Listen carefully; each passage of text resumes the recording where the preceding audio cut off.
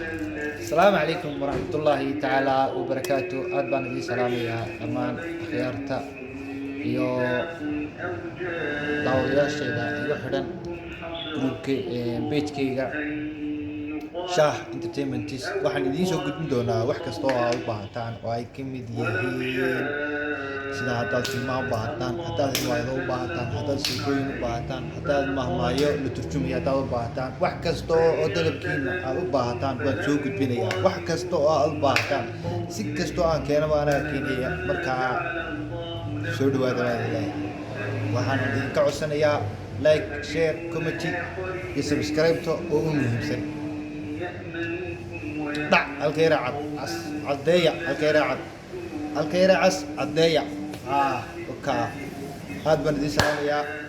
maanta waxaan idiin soo gudbinayaa oo aan idiin turjumayaa mahmaah taasoo Soomaalidu in badan ay adeegsato.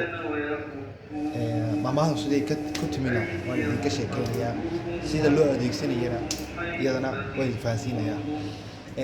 mahmaahdu waxa ay magaranaysaa ayay tahay mahmaah dadku in badan iibsadaan iyo adeegsadaan waxaana ay magaranaysaa ayay u adeegsadaan waxyaabaha magaranaysaa la yaabka ah, sida qof magaranaysaa ayay marmarsiiyo isagoo wax u jeedo wax kale uu marmarsiiyo oo kale.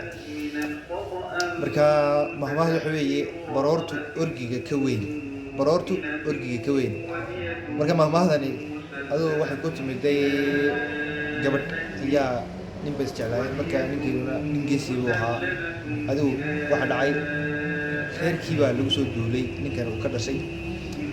gabadhii iyo ninkuna adigu saa umay sii kala fogeyn oo magaranaysaa wax adigu dee magaranaysaa isku qabiil bay ahaayeen. kadib waxa dhacay adigu in ay timiday magaranaysaa ayay ninka reerkiisii ay ku timiday in reer kale kusoo duulaan. marka ninkii baa adigu duulimaadkii reerkii kusoo duulay adigu dagaalkiibuu ka qayb galay. adigu dabeetana waxa dhacay adigu ninkii dagaalkiibuu ku dhintay. dagaalkii ninkii markuu ku dhintay kadib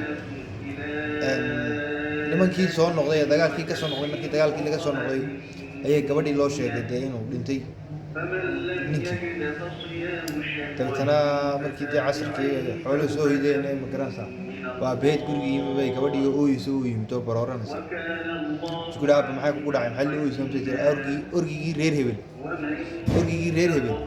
ayaa aabbo dhintay xalay baktiyey. orgigii reer hebel ayaa xalay baktiyey.